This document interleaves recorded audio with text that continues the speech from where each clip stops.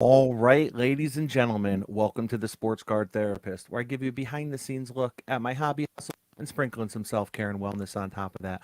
I'm Rob Gerard, your sports card therapist, and whether if you're listening on iTunes, Spotify, or watching on YouTube live, welcome to the program. And I am excited about tonight's episode. We've kind of been setting this up for a couple weeks now to go live with these gentlemen, so the night and the time is finally here. Thank you very much. I have Steve Splenda from Splenda Sports Cards, and I have Dan, the card man, all the way from Australia, right? Yeah, correct. Sydney, Australia. I'm one of the only few, so it's good. It's good. Beautiful. Well, gentlemen, welcome. Thank you for coming on, man. It's a pleasure to have you guys on. Thanks for having us on, brother. Appreciate it.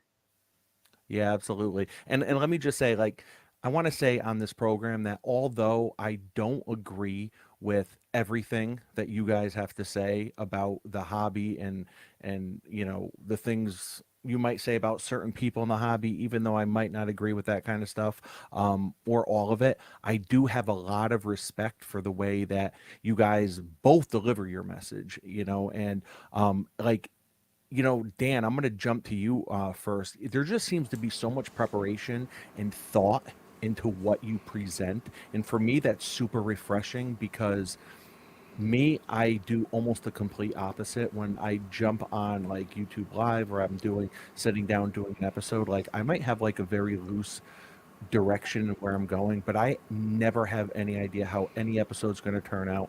I never do more than one take. I never do any editing. I just sit down and do it. And I don't know what your process is, but I tell you, man, it just like it really feels like it's got an investigative journalist kind of vibe to it.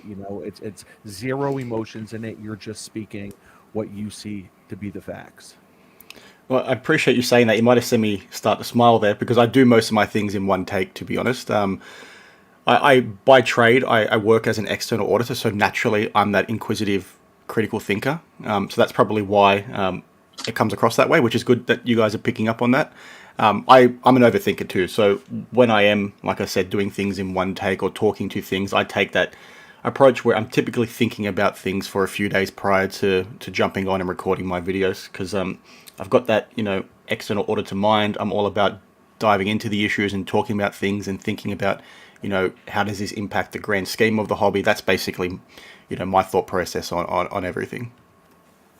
Yeah, and Steve, how about you? Like, I know you have kind of a more different style. You don't have your own content channel. I agree with only about 10% of what you post on Instagram. But when it comes to like the hobby stuff in video, like, on lives when you jump on, I've seen you jump on with I don't know. I forget what you guys call yourselves, but I've seen you jump on with that crew, and I've seen you jump on with Cousins Collectibles, and you guys do, you know, good stuff. And it seems like you always just have like the very common sense and reasonable opinion on things. It's like it almost feels like you're like, you really kind of take on like the average collector in the hobby. Um, yeah, I don't take any offense. I think if anybody agrees with everybody all the time, it's kind of an unhealthy echo chamber. So I trust me, I don't take any offense. If you agree with 10%, if you agree with 100%, if you agree with 50%, but I appreciate the feedback, and we've talked for a long time now. And yeah, I'm not a big fan of like having my own channel, but I'm definitely opinionated on a lot of things, uh, hobby related and unhobby related. I won't get into all that. But yeah, I like to think outside the box. I look at things a lot differently, and when I'm invited on these streams and stuff, like I try to be fair. I try to be authentic, and I try to be fair. My goal is not to throw shots at anybody specifically or belittle anybody. I just give my raw, authentic opinions on whether it's the market, whether it's a trend, whether something is nefarious happening, and whether or not maybe people aren't looking at something that's going on in the hobby with a different perspective. But yeah, man, I don't expect everybody to agree with me all the time. That's not my goal. I just like to be authentic and me. And yeah, I don't know about a channel. I don't know about my own content. I just think this is getting to be a very noisy space. but when I'm invited on, I'm happy to give my thoughts.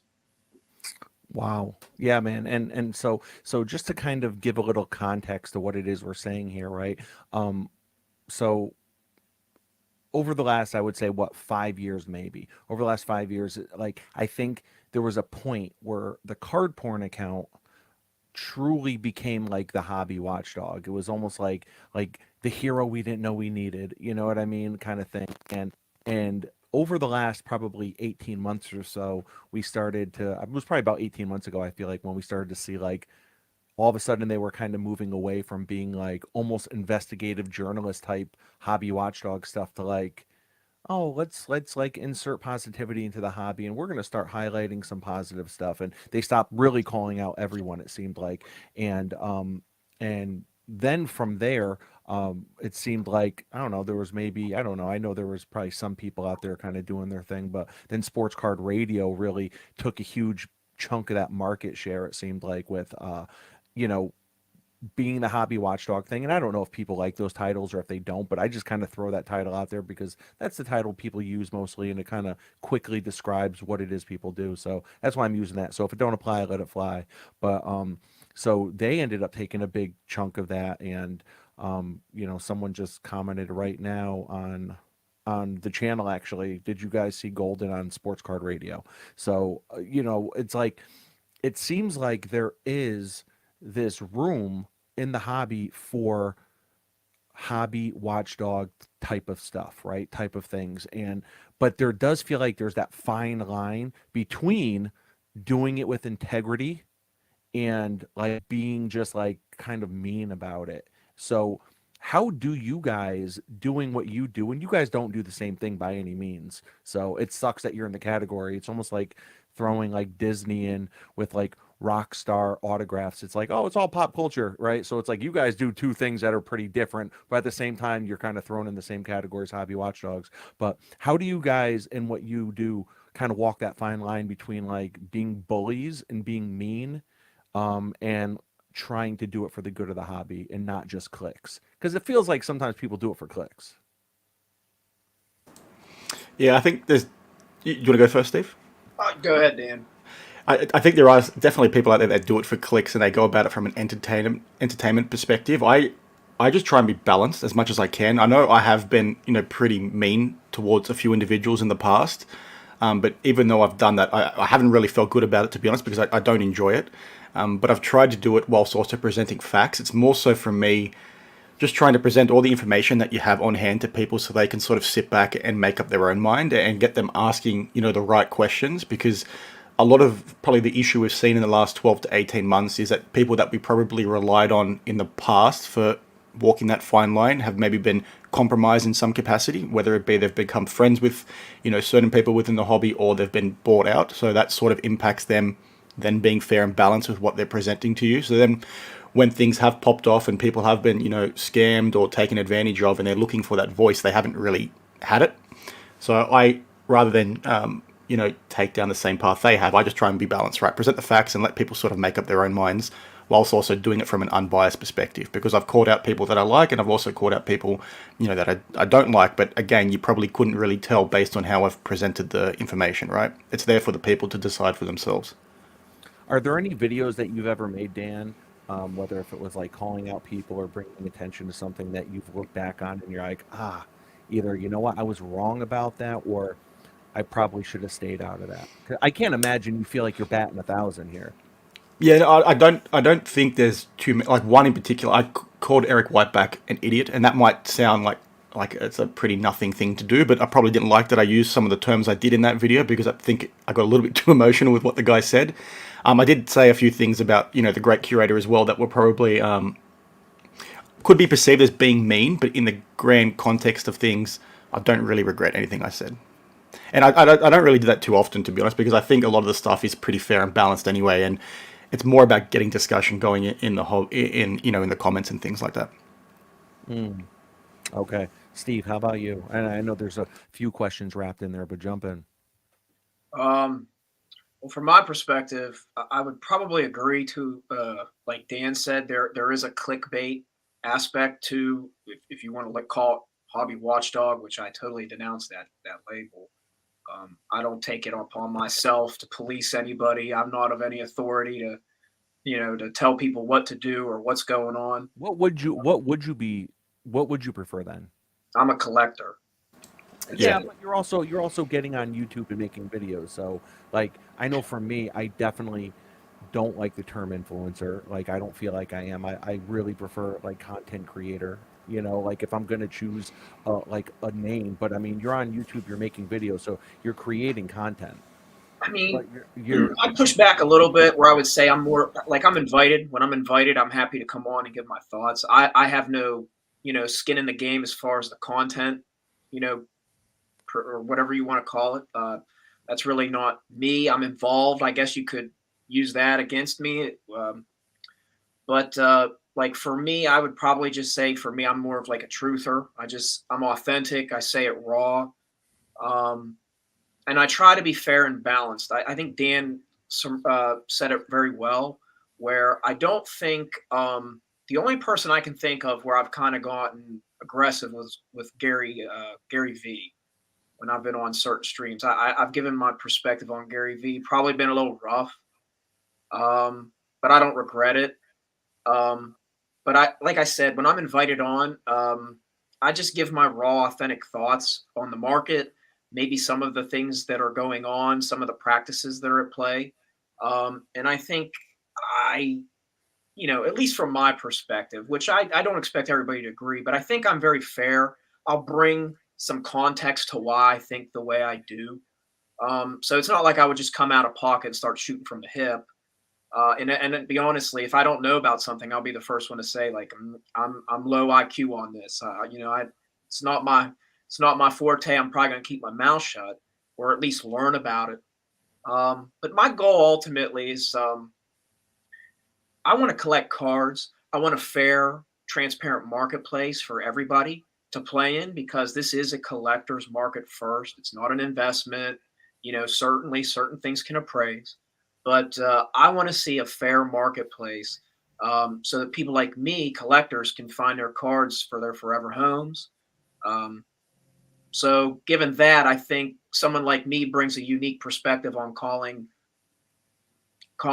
what they see going on in the hobby.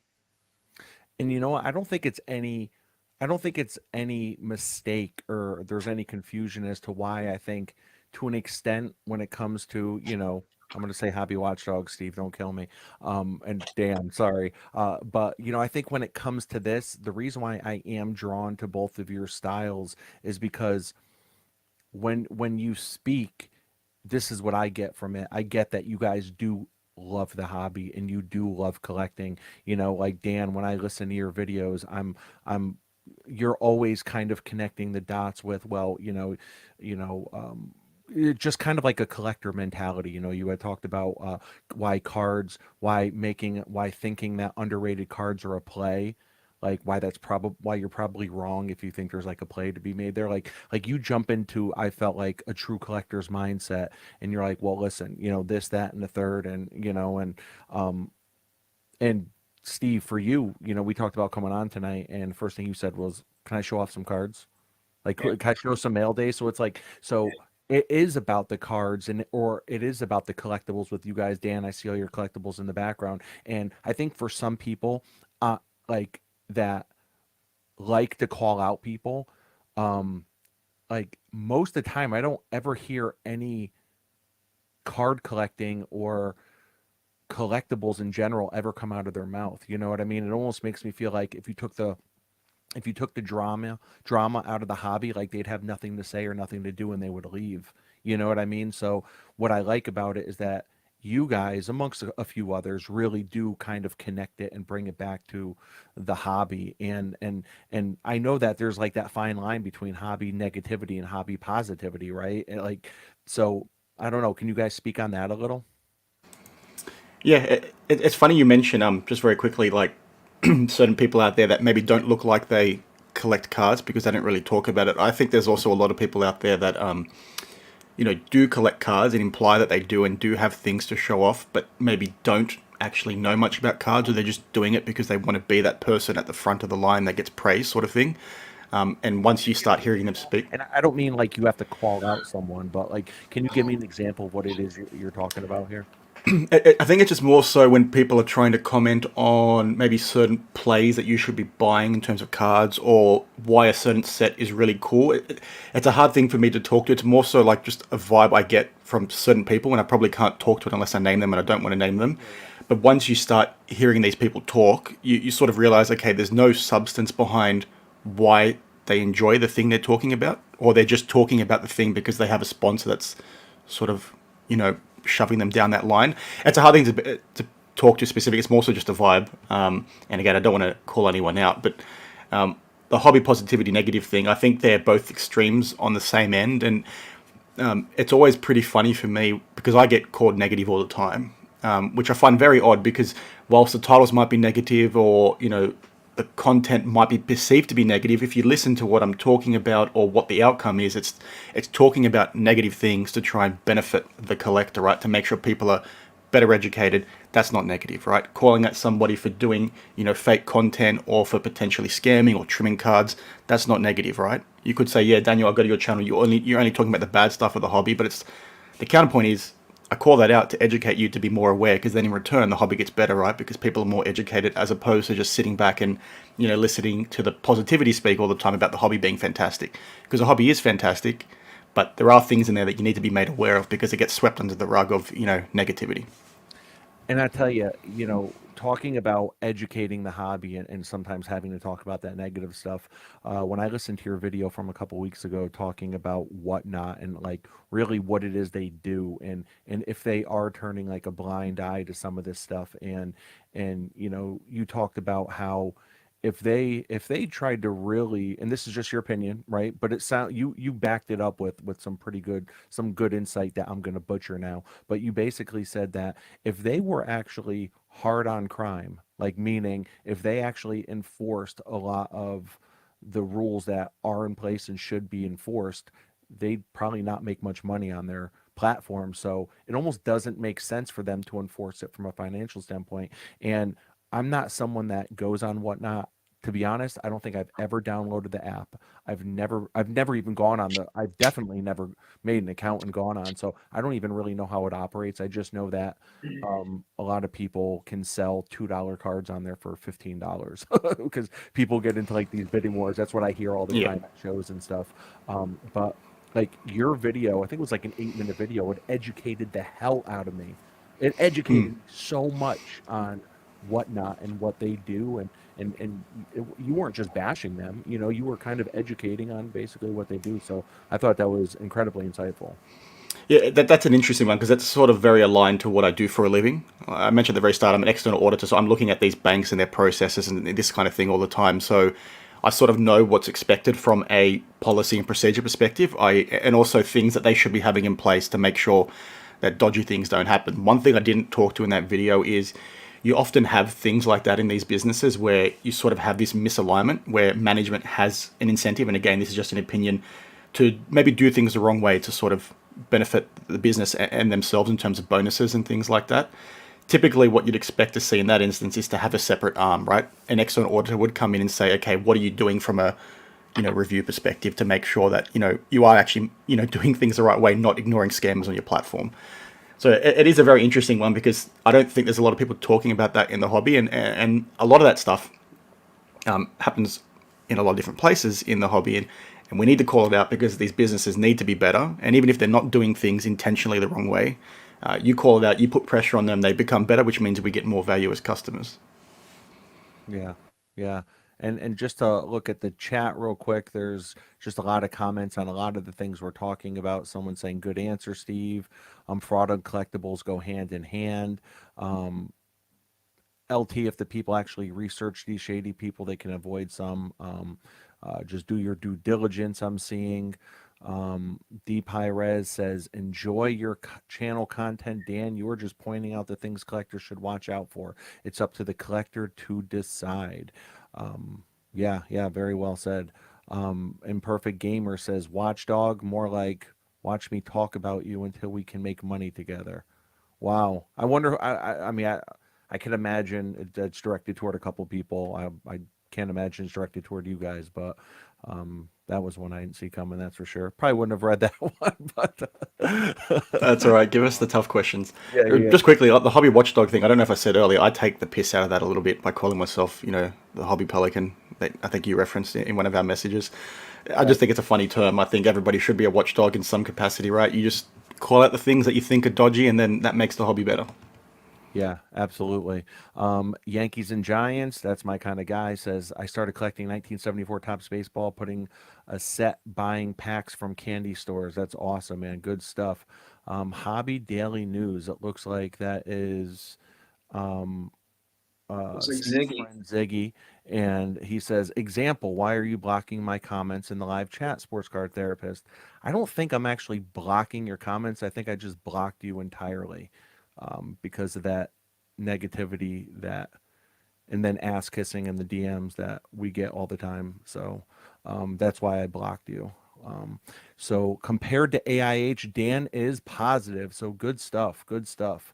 So yeah, a lot of comments, a lot of comments. All I, right.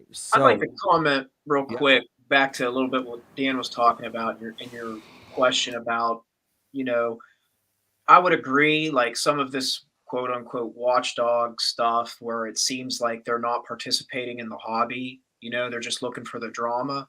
yeah, I would say I you could say that, but I think there's also a degree where you have to look at some of these influencers who go to shows and they're spending money and they're playing these trends with these cards. Um, are they really participating in the hobby from a genuine perspective? Because are they collectors? Are they picking up cards for their PC? Are they doing what's best for navigating the future of the hobby? Or are they just playing a trend because of profits? Are they really collecting? Like when you see these thumbnails, I spent 12 grand at a show, or you're seeing these young guys in their 20s vlog at shows. Like, is that true participation in the hobby? I guess you could say, yeah, because you're moving cards. But are these guys collecting? Because I would argue you could say maybe some of these quote unquote watchdogs aren't participating from a collector's perspective, but I look at it and say a lot of these guys who are mainstream, these big accounts that are promoting at these shows, like a lot of them aren't collectors either. They're just moving the bag. So I think there should be pushback on people that maybe in the watchdog category. That's fair, but I think a lot of these younger guys who are leading young audiences in this space, I think you could argue it's like if the breaker cameras were off, if the show vlogs were off, would they be participating in this hobby as well? yeah. No, very Yeah, well said, man. And um, I tell you, I mean, you guys, I know you guys have spent a lot of time talking about, some of these filmed interactions and how they're just all kind of scripted and whatnot, and they're not real. And listen, I mean, sign me up as being Captain Naive, I guess, because, when I found out, I guess when it came out about those, the pack battle being fake, like, part of me like this sounds so stupid, right? But like a tiny part of me like died. Okay? Cuz I'm like, is this what people are doing? Like are people really like people with, decent reputation in the hobby, regardless of what you think of them. They're near the top in terms of, I would personalities or say they have enough of an audience where if you really look, and that's why I would press, like if we're going to press the watchdogs for like, are you doing mail days? Are you collecting? Are you doing pickups for your PC?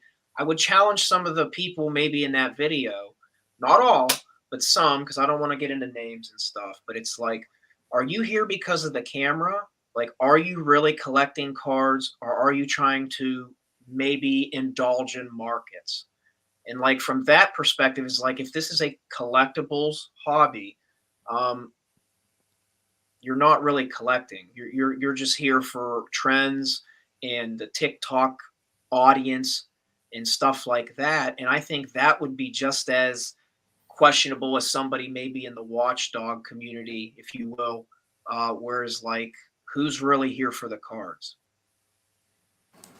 yep, I And agree. I agree, there needs to be a place for flippers. I'm not saying that flipping cards is like, oh, damn the flippers. That's not what I'm here to say. But I just feel like there is a large audience that has a camera on them at these shows where I don't think they care about the cards and they really don't care about the community. They put on a facade in front of the Scary camera. to think about. I'm not saying you're right, but if that is the case, if even a third or half of the people with cameras on them are either A, faking deals, B, not really spending their own money, so they're kind of like inflating comps on cards because companies are just giving them money to go buy cards or whatever the case. Like if even half of the content out there is questionable, like that is really scary. And the thing is, what worries me is the hobby was such a big thing for my youth. It was a big part of me growing up. It was a big thing for me, and I get afraid for some of these young guys who are in the hobby now who look up to maybe some of these guys in their 20s. You know what I mean? This is who I'm really targeting. I'm not trying to get one person specific here Hmm. with that example you gave with the stage, potentially stage content, whatever. But there's a lot of guys in their 20s that I think got in during the 2020 Gary V is what I like to call it pump cycle, where they're not here for the cards. And just, I think some of the watchdogs have every right to be called out. Like, are you collecting? Are you participating? But I think you have to look both sides and say, well, I think a lot of the people who are doing content could potentially be in that same category where maybe they're showing they're participating, but are they truly participating in this collectible space? Yeah, and listen, Dan, I absolutely need your reaction to everything that's being said for sure. I just want to hit some of these comments real quick. So Suitcase Murphy, what a name! What a name, Suitcase Murphy. I salute you. Okay, there's something about that name that is just like this says balls. He says YouTubers gleefully spending whatnot money was all it took for me to see these horrible business ethics. Slabstrong, what is up, Slabstrong? Tim, man, salute to Tim. I don't know any of the details of what you've been doing with your business. I know your business though, Tim. And listen, if you were able to cash out a little bit, man, I salute you. I've talked with you a few different times at length, and I know you gave me an idea of what your story and what your struggle was coming up, man. So that to me, that's what the hobby is absolutely all about. Like if you can build the brand from the ground up and provide a better living for you and your family without deceiving people, for me, that's the ultimate. And that to me screams, the American dream. But let's keep it going. Um, let's see. That's a great point. Most of these people aren't collectors. We need more collectors and less flippers. The three panelists are good guys who like collecting and trust people. It sucks when the ripoff artists come in. Yeah, well said, man. Well said. Um, let's see. Living with LT says, therapist, I like your stuff. Any comments that were off that I posted? No, not at all, LT. I appreciate you, man. Thank you. Um, AIH says it's interesting. The mainstream of the hobby have more issues with watchdogs, but stay silent on the fraud going on in the hobby. I can't speak for the majority of the hobby, but what I can say is, and this was something that I talked about probably about a month or so ago. I think it was on the live with Cousins and Steve actually. I had said like to an extent, like I just live my life and this is like I just live my life kind of with blinders on, just kind of focusing on the positive, like doing what I can do for my family, spending time with my family, enjoying the hobby, making content. But I don't have my finger on the pulse of the hobby like that because that's not really what my content consists of. My content kind of consists of me building up my PC and moving cards when I can. But I will say that some of these, watchdogs, Steve, I know that you've been a part of, and Dan, I saw you on one of the lives with AIH, and I have good things to say about AIH for the most part. He like I feel like the more I learn about the hobby, the more I'm like, oh God, that's happening. Oh, and I'm like, I don't even want to like turn it off, like turn down the volume. I just want to go back to like my ignorance is bliss mentality. To be honest, like that's kind of how I've been, but I do feel, and I'm starting to feel more of a, I don't know if I want to say responsibility, but if I'm making content, I want it to be maybe a bit more reality and not 100% like the hobby is great, because I don't want to mislead people into thinking that this hobby is all roses and then they get taken advantage of by someone. Um, so I Dan, can understand why a yeah, lot of people would have their blinders on. And I'm not trying to like make an excuse for anybody, but I can understand because this was an escape for a lot of people during a rough time, during 2020 and all that craziness. So I can understand why people look at this as an escape, and it's almost like LARPing. And I'm not trying to troll anybody or make fun of anybody, but it's almost like LARPing, where you get to live action role play something where it's like this is our own thing. The hobby is our escape from kind of the reality of the stuff that's going on in the real world. But unfortunately, it's like it's a business. There are corporations. There are money entities. This is real money being involved in this hobby. Um, so I can understand why people would look at it from a perspective where it's like I don't see the bad stuff going on, and I don't want to see the bad stuff going on. yeah, Dan, Yeah, I think that's pretty fair, to be honest. Like sort of back to what you were saying earlier, Steve, around whether or not people care about cards, or some of these people that are vlogging and things like that.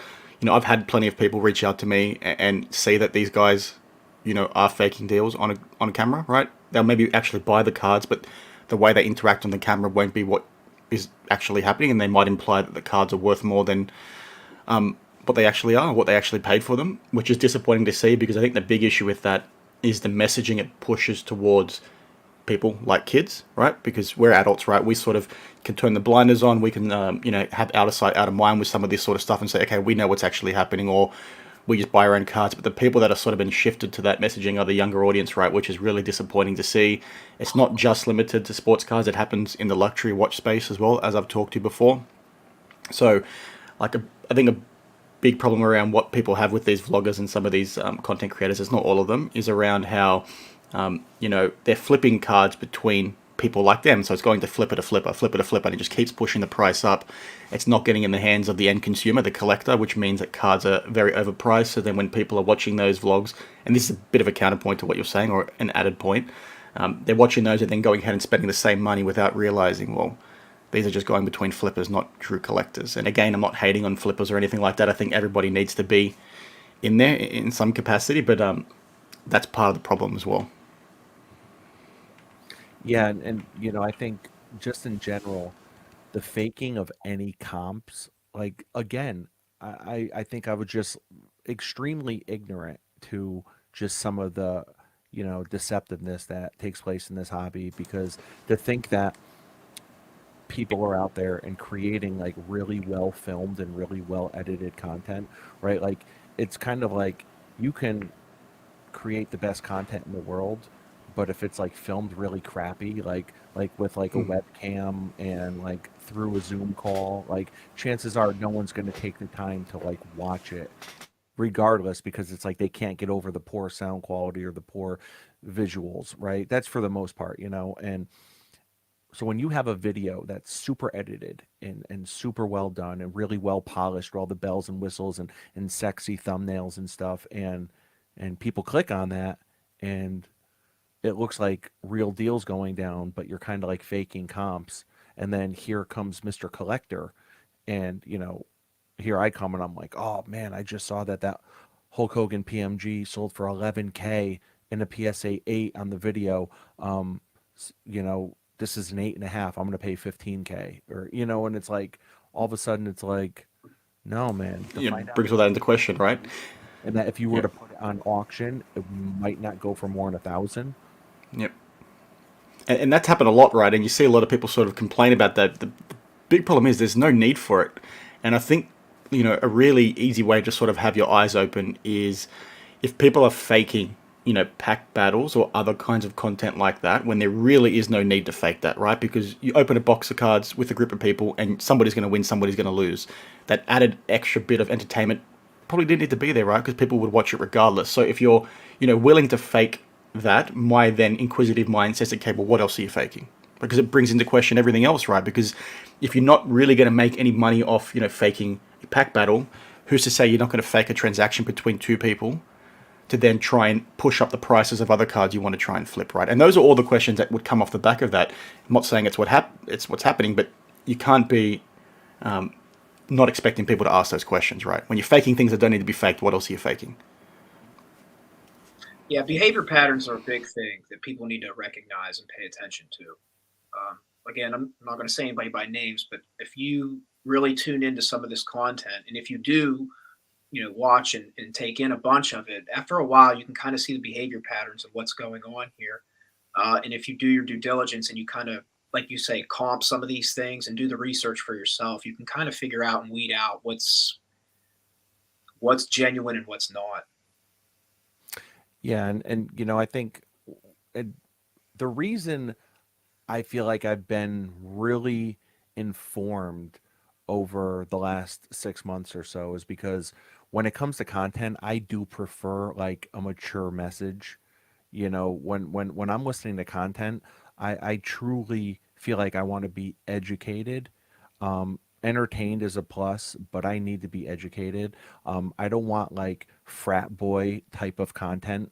I don't want to listen to like two dudes like BSing with each other for a half hour over stuff that is not going to be relevant in the hobby 3 days from now, or even relevant in the sports world 24 hours from now. I want to like listen to something that I feel like can be evergreen, something that I can listen to now, or I could binge and listen to next year, and it would still hit me the same. And that's why I think, Dan, like the stuff that you do is so good. And like I said, well thought out, and just like I think you do things in a very productive way, and you go about it without insulting, and you go about it without like punching up or punching down at people, if that makes sense. And um, I don't know. I mean, there's really nothing else I could say on that. Just I think it's just very well done. And I think that when things are done in like kind of a mean manner, I think that a lot of times people are kind of playing it up for the camera and doing it for clicks. And I think that when people start doing things for clicks, just like with faking content, just like with faking deals, it looks really bad on the hobby and takes away from the integrity of the hobby. And when people do mean spirited watchdog type videos, I think it takes away from the integrity that is going into the kind of work that Dan is doing. I would agree. I think there's a way to go about presenting your message and proving your point. I think a lot of people have the same end goal as far as we want a better hobby, we want a fair hobby, we want transparency. How you move about it does matter. I believe that. I can't speak for everybody, but that's what I believe. I think there's a way to go about making your point. And I've been aggressive at times in certain streams about certain people. I've always tried to punch up if I go that route. Um, but yeah, I would agree. Like when you go about it in a certain manner, you can take away from your genuine point, even if we do agree on stuff. I think there's a right and there's a wrong way to maneuver. Yeah, yeah. The way Dan does it. Well, we'll get to I'm just some the guy shitting on everyone. It's all good. we'll get to some comments real quick. Hockey 99. He says, "What are your thoughts on PWCC issues?" Um, I think there's probably still a lot of things coming out. I highly doubt that everything has come out when it comes to PWCC. If what they're saying is true, that they laid off people, it's unfortunate. And I think you're seeing this with a lot of companies. I think, in the last few months, you've seen a lot of some big companies go under completely and fold. I think you're going to probably continue to see some downsizing. And I know I liken it to my community. And in my community, I know of three different card stores, local card shops, LCSs, that opened up within easily within driving range of me, and three that opened up in the last 2 years. All three have closed their doors already. So I think that the market seemed like it was really going up, and people that had cards or decent cards made a lot of money. I know a buddy of mine in the wrestling card community, he had a 81 Hulk Hogan Japanese card. It was a PSA 9. He's a wrestling card store, I think, on Tony Vella. Anyways, Tony Vella, he has his own store in Phoenix, Arizona. He sold that one card. He like the news came and did like a grand opening with his store, I guess, and so he sold that one Hulk Hogan card for like 10K. Opened up his store, and that's still going to this day. But point being, a lot of stores opened and closed. So to hear that some of these bigger companies are laying off people, like it's unfortunate. Definitely. For me, it's unfortunate that it has to become like hobby gossip and hobby fodder, and it has to be like a news cycle for like hobby people. Because in my mind, when I hear that, regardless of what my partnership with PWCC is, because that could end tomorrow and I'm cool with that. Like I'm still going to do me and do what I'm going to do. I've only been with them 3 months, right? So really, in the grand scheme of things, I'm not just trying to talk good about them. What I'm saying is I think it's sad that regardless of what company it is, PWCC, Golden, PSA, when you hear about like massive layoffs like that, that tells me that there's been like 30 to 60 families directly impacted. There's 30 to 60 families that are probably sitting down at night now, with their wives or their husbands, and they're like, what are we going to do? Like, what does the next step of our life look like? And you get people kind of going online and just for clicks, they're like, see, PWCC, they're bastards. Ha ha. I told you guys. And it's like I've seen like just chill out, man. Like let the dust settle, I feel like first, because we're talking about people's livelihoods here. And like I said, it doesn't matter what company it is that happened to. It's probably going to continue to happen to other companies. So it's like, I think moving forward, if we could just like chill out on some of that and trying to be the first to like get the news and trying to be the first to like, how many got laid off, so that's my long-winded spiel. Dan, I'll throw it to you. Yeah, I think that's pretty fair, to be honest. I would have probably gone about it a different way than what the people that have talked about it so far would have been, because I think it's an issue across the industry as a whole. It's not just limited to PWCC, right? And it goes to things I've talked about in my videos all the time around business processes and things that these companies are struggling with. I feel like a lot of them are still stuck in the mindset of 5, 10, 15 years ago when there wasn't as much money in the hobby. And I talk about this again all the time. So they're sort of reacting and now downsizing, realizing that, okay, there's a lot more expected of them now because there's so much more money involved. So it's not just limited to PWCC, that's for sure. And like you said, letting people off or letting people go is not a good thing. I'm sure a lot of people have probably experienced that in their lives. It's also not a nice thing to go through. I'm just really keen to get more information on the situation to see what's actually happening and whether there are actually more underlying issues or whether this is done from a positive perspective, because we don't know if they've looking to rebrand or do things more in the back end to be more efficient or more innovative. There's all these things that could speak to that, specifically around who was let go. Is it a specific team? Is it a specific department? There's so many things to think about that could be a positive thing, albeit, yes, people have had to lose their jobs. Yeah. Couldn't agree more. I do think you should always look into the practices of whatever you're involved in or whatever you're doing. But yeah, at the end of the day, I hate to hear people being laid off. It's not, and I don't think it's the best way to like run around and dance over the situation, because it's coming at individuals' livelihood. Yeah, and that's No reason for a victory lap is the best way I could say it. dude, you like nailed it with that one line right there. That pretty much, I feel like, sums up everything I was trying to say in my 3-minute babble fest. Was like, yeah, I mean, no need for a victory lap for sure. Like, no one wins with that. It's like even PWCC's competitors don't win because, like, in a way, that does that signal the times, and it's like, so it's not good for anyone. Like, I know I want to see my competitors, and I guess I don't have any competitors, but if I had competitors in the content space, hell yeah, I want to see them growing. I want to see everyone growing because that means I'm probably going to be growing too. So I think there's more than enough to go around. So, um, so I feel like we've covered a lot. It's already 45 minutes. 45 minutes. So, Because Dan's just full of hot air. what was that? It's just because Dan's full of hot air, man. Hey, I'm excited. My team won the footy last night, which was a good game to be at. So Hey, I could talk KD for moved hours. on, baby. KD moved on. Listen, Keep pumping those cards, Steve.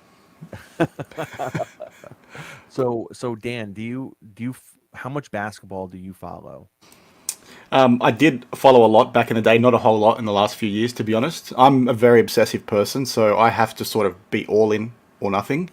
I just don't have the time at the moment. I'm mainly like following UFC and obviously my local sports here in Australia in the detail, but used to be a big basketball fan. I just haven't really watched a whole lot lately, to be honest. I stay close enough to know like what's happening and where the key trends are from a card perspective or which players are doing well. But outside of that, I'm not in the detail. Yeah, yeah.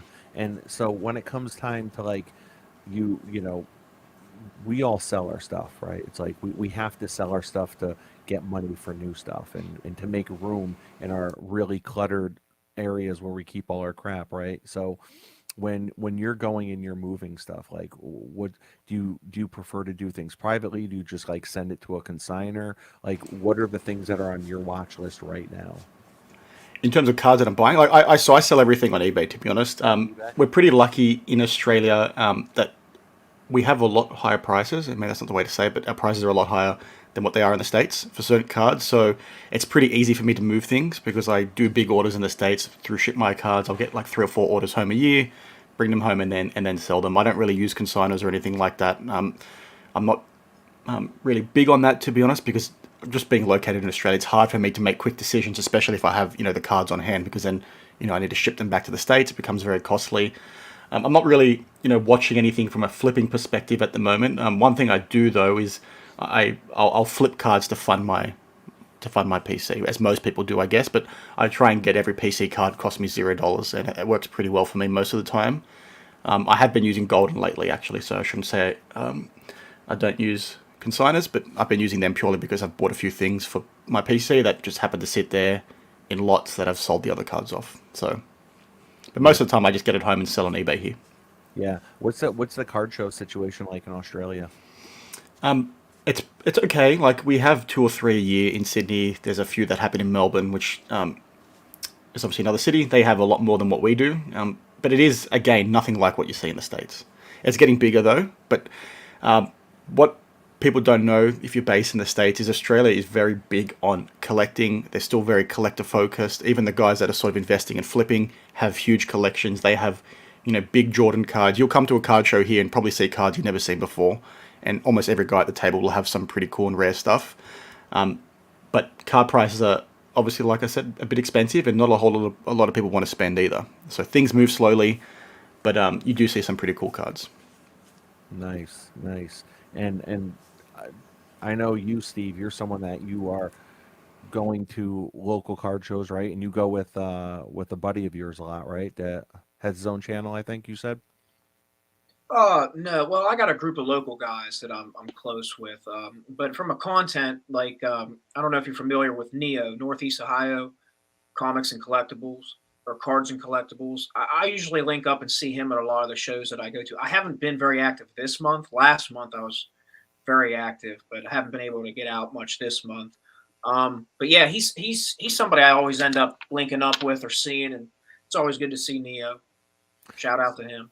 So I know that you had recently gotten a couple mail days, Steve. So what are some of the things that you've been picking up recently? And we could even just like go one card at a time. I have just a couple quick ones that I've picked up. I posted them. I think I posted a couple of them on my Instagram already in the last couple of days, but I'll That's definitely same talk here. about them on the pod for a minute. Same here. So if anybody follows me on Instagram, it's probably no surprise because I, excuse me, post as soon as I open the package. But the Yeah. big one that I've been really looking for, I've talked about it on the Cousins podcast. I've talked about it uh, even on my story. Not the biggest LeBron James fan, but I love this card. I love this set. This is the 2004 Topps Finest. Hold on. Oh, It's the X Fractor. Let me get it close enough. Hopefully the glare's not that bad. It's the X Fractor PSA 9 out of 199. I love this set. Second year, numbered, rare. X Fractors. that's Shout him out wearing to the face Tone. I'm a guard sucker too. for the That's the X face Fractors guard. because they just pop. It's such an aesthetically pleasing design, parallel for a card. And the set I really like, specifically this card, because I remember in my youth, I'd have been young because LeBron's played for 150 years. Um, this was when he broke his nose or Yeah. something, and he wore the mask. And there's not many cards you find of him wearing the mask. So I figured, why not go X Fractor? Why not go for the masked Topps Finest X Fractor? That's huge, man. And regardless, if you're not a big LeBron guy, I mean, just some of the really incredible games he's had against KD, them going head to head. I mean, I feel like you can really slip that into any part of your collection. Oh, for Like sure.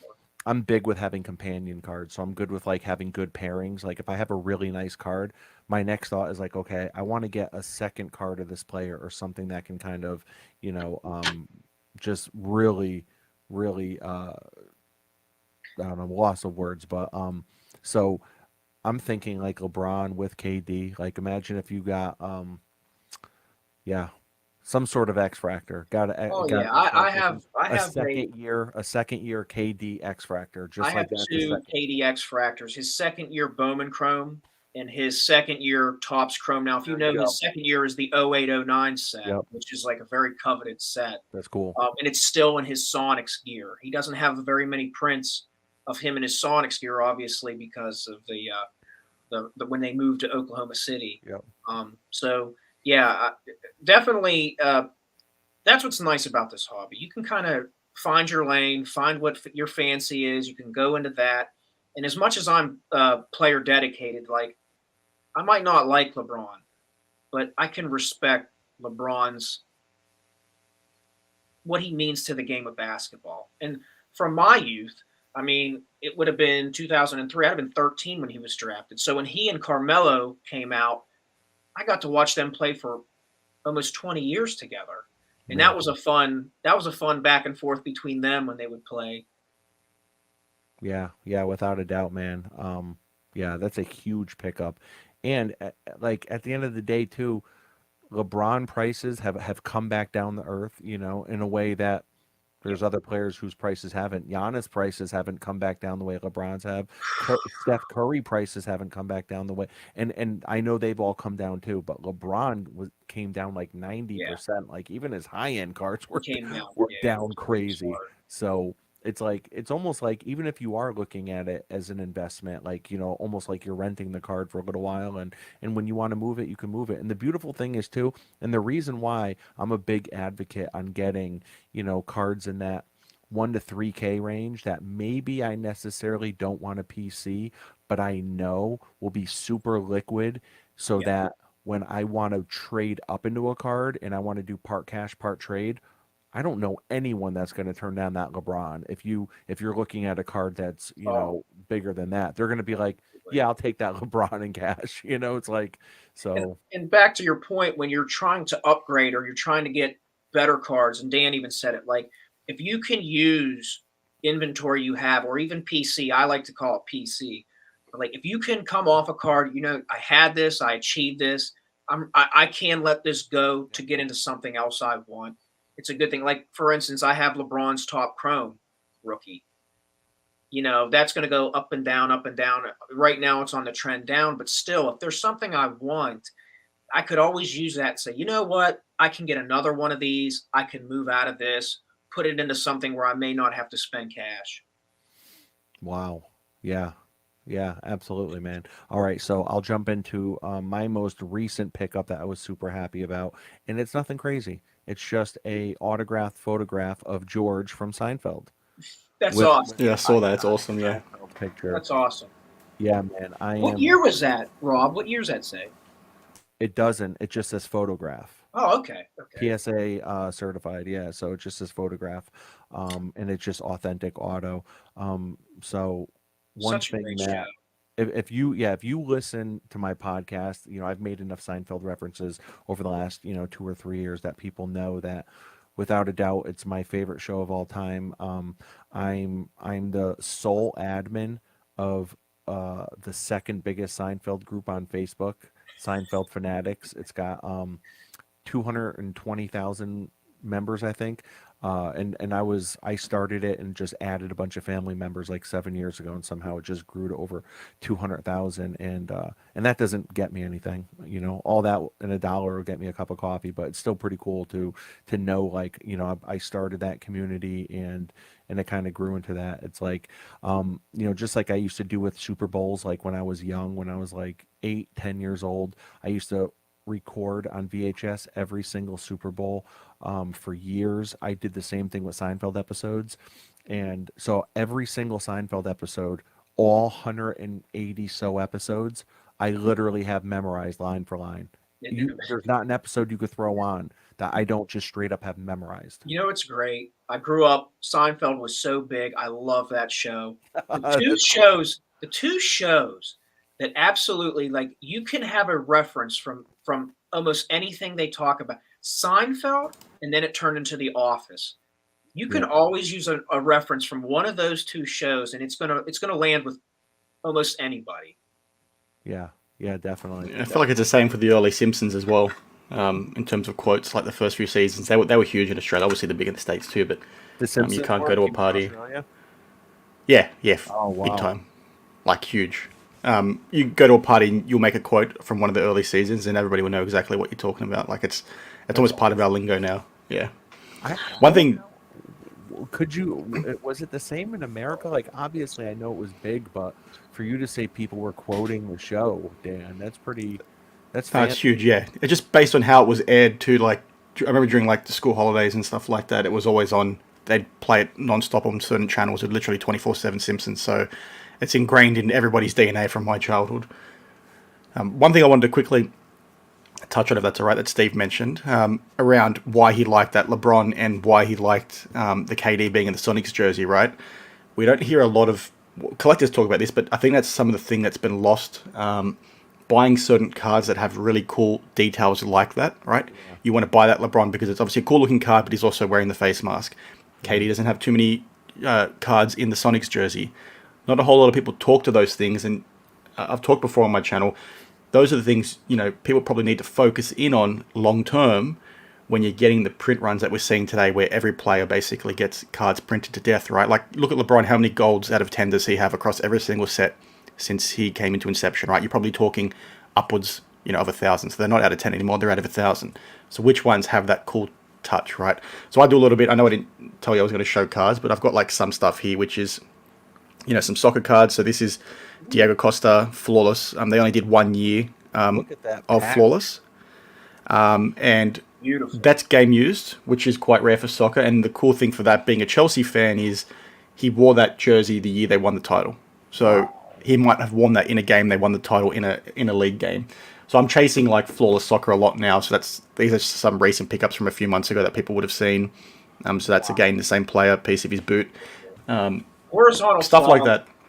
Horizontal flawless is Yeah. so awesome, man. I I'm a agree. sucker for it. Yeah. So stuff like that I think is tied to a specific game or specific season or has that extra meaning for us as collectors. I think doesn't get talked about anywhere near enough, and I think it's a really cool thing, right? Because that stuff gives you extra meaning when you're looking at your collection, when you're standing there in the dark holding your cards, right? As we do, it's just fun to think about those extra things. Yeah. Yeah.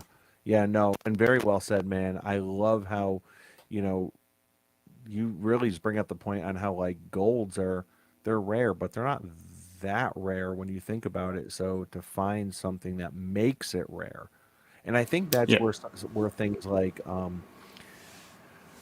people saying, well, jersey number, or people saying like the bookends, if it's out of 50, that if you can get a 1 out of 50, or you can get a 50 out of 50, or his jersey number, it's people are always kind of looking for that little edge over what makes something a little bit more unique, and people are definitely, I think, willing to pay up for some of that kind of stuff. So not only, and that's why I don't begrudge, uh shout out to Oz from Cousins Collectibles for the begrudge, saying begrudge. So this is why I don't begrudge flippers at all, or because it's like, who's to say that they can't buy cards and move them? Because in my opinion, they are truly a big part of what lubricates the hobby. They lubricate the pipes and get these cards bouncing around. And if people want to play hot potato with them, that's kind of on them. you Mhm. know, and I've done that once or twice with cards, and luckily I didn't get burned. I kind of tossed it, before, the cards dipped, but I didn't know. I had no idea. And in my mind, that was the best way to get my LeBron Grail card that I got. Was I did have to kind of take some risks with playing hot potato and stuff in order to acquire my goal. But without flippers, I think that cards would never move. Cards would never move and they would stay in collections forever. And that would make for a not so fun hobby to where everyone was just waiting on a new product to drop every single year because no one could get anything older. So, I Definitely do an like integral hearing. part of the ecosystem in the Yeah. hobby. Yeah, I don't Yeah, want to. I you don't need want to. everything. Yeah, I don't want to sit here and act like I'm just damning flippers because I totally agree. Like you have to have cards move so they can find their forever homes.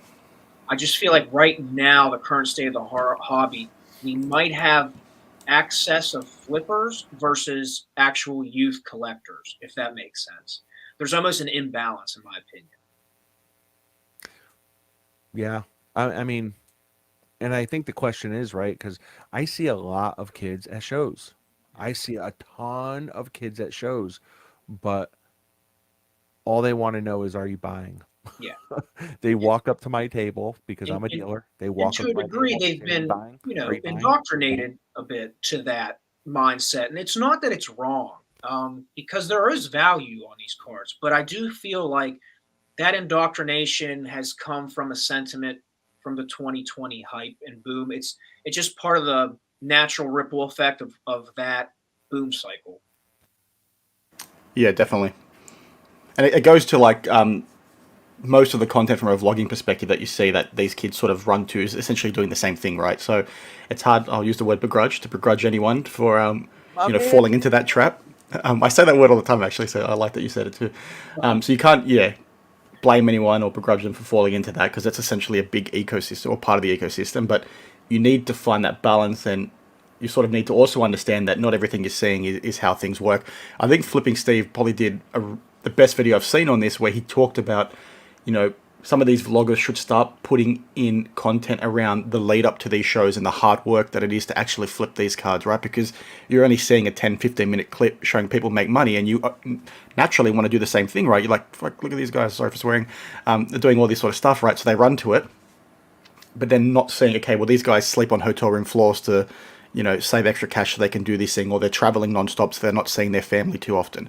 There's all these things that don't happen in the background that need to be brought front of mind. So, the younger audience can say, okay, there's a bit more to this. Yes, it's easy to make money, but you also got to put in the hard work. And Steve talked to that a lot better than I did. So if you haven't seen the video, please, check it out because it's really good.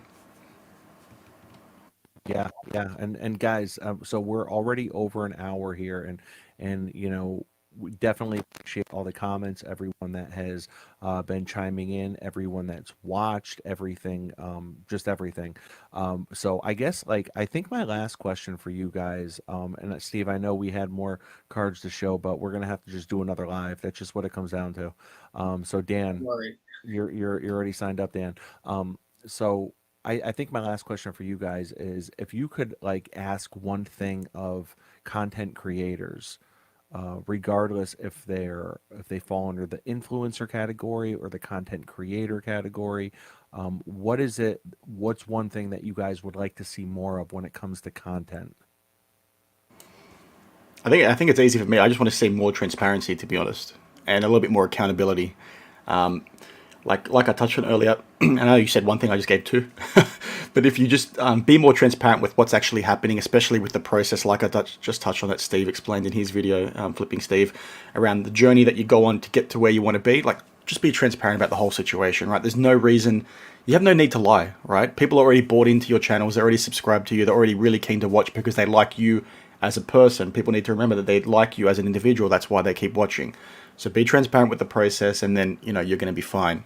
It gets a bit concerning when transparency isn't there, and then you start looking into hidden agendas and all this sort of stuff that then spiral down the rabbit hole. Right? Be transparent, and you'll be fine. Yeah. I would agree not to piggyback off Dan and copy his answer. But yeah, the transparency is a big thing. Be authentic. Be honest when you take a loss on a card.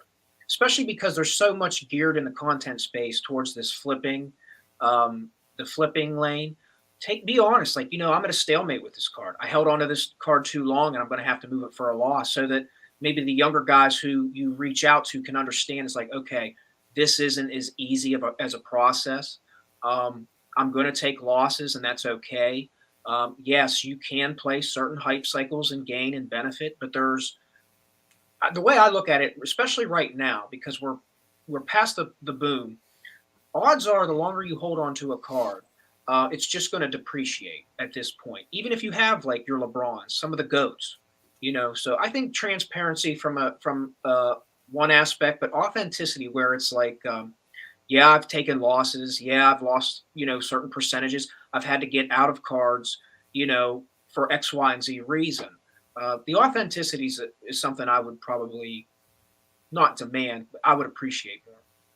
And you know what? Just to kind of piggyback off that, what I find like to be like sick and psychotic is when someone like Sports Card Dad makes a genuine video about his sports card addiction and how he sat down with his wife and they talked about finances and they both agreed that he was going to have to take a step back from spending, and he, started switching up his content because he wasn't buying as much stuff, right? Mhm. So there he is, and he's switching up his content. He's still making relevant content, but he's just doing it a bit differently now because he has taken a step back from spending. And then people like make videos mocking him saying that. Like, so what I hear you guys saying who, have a good amount of integrity when it comes to this hobby, what I hear you guys saying is we need more honesty, but there's always going to be people out there, I guess, and I know you can't please everyone, but there's going to be people out there that make videos like mocking someone like Dustin when he makes a video like that. Like that, to me, that's like sick. Yeah, I have an issue with that when it becomes persistent, right? I think you can sort of understand why people might have asked the question initially, right? Especially with what we've seen on the YouTube space. But then when Dustin continues to talk about it, and it's obviously coming from the heart, it's hard to sort of keep doubling down on it when the guy's obviously you got to take his word for it, right? And Dustin quite well, so if he's changing up his content, he's doing things the right way, and he's continually talking about it, it's obviously not just for clout or anything like that, like people initially assumed it may have been. So yeah, I don't think that's too nice either. I had a conversation with Dustin about it because I'm a pretty degenerate gambler sometimes as well, so I know what it's like when you sort of get addicted to something. I'm very obsessive as well, as most card collectors are, so I know how that can feel when you've maybe dug yourself a little bit too deep. I used to be quite big into breaking when I was in university too, so again, I know where that can come from, and the pain behind that and things like that, or the things you might be struggling with behind closed doors as well. So I agree with you. Yeah, yeah. Yeah, I Well, would agree. I think, first off, shout out to Dustin for being honest and like maybe touching on something that not many people want to touch on, for his transparency. That's actually good. Yeah, I would agree. But it's unfortunate when you put yourself out there. There's always going to be good and bad. I think that's kind of the way the hobby's moved into this social media space. You're always going to have, unfortunately, some people that are going to attack you for trying to be authentic. Um, but yeah, I would agree. It's not a time to dance around somebody when they're coming from the heart. yeah, yeah. And I think, Steve, we were talking earlier today, and I think, I think I had said the comment like, well, when you decide to put out content, you do become public property, right? You're public property when you put yourself on the screen. So obviously you're going to get that negative pushback. But when you guys both basically echoed the same thing, that we just want to see more, authenticity, and then you kind of see that, it kind of makes it like, I think as a content creator, I'm like, you know what? That's probably why I don't get too honest with people, because I don't want that to become like a joke, So I think I'll kind of play it safe and stay in the middle rather than really lean into being authentic or really lean into this. And, because, you end up, becoming a joke of someone's video when you're like, man, I really poured my heart out there. But Yeah, like you Yeah. guys said, we forget, man, that YouTube, what do they call it? That rabbit hole, that YouTube rabbit hole that you can find yourself going down, man. That's a dark place. yeah, yeah. When you put yourself out there, there's a vulnerability. aspect to it, good or bad. So, but yeah, that kind of comes, before anybody, like, I don't have a channel. I don't really make content. I've been on streams, and when I'm He invited, makes I'll do it. content, ladies and gentlemen. Don't let him fool you. He's been on plenty of lives. I mean, when I'm invited, I'm happy to give my perspective. That's as far as I can say. I have no interest in the clicks or notoriety. I don't want to be a household name. And I agree, because I've also been guarded to that, where it's like, sure, I'll give my authentic views, but I'm not in it to I'm not trying to expose myself to that magnitude, if that's fair. Yeah, yeah, absolutely. Well, gentlemen, Dan, Steve, it was a pleasure having you on. Thank you very much. It was a pleasure being able to really open up and chop it up with you guys. Um, if people want to reach out to you or if they want to see some of your content, how can they find you? Yeah, like Steve just said, check me out on YouTube, Instagram. Dan the Card Man. Oh, sorry, I should have said that. Sorry.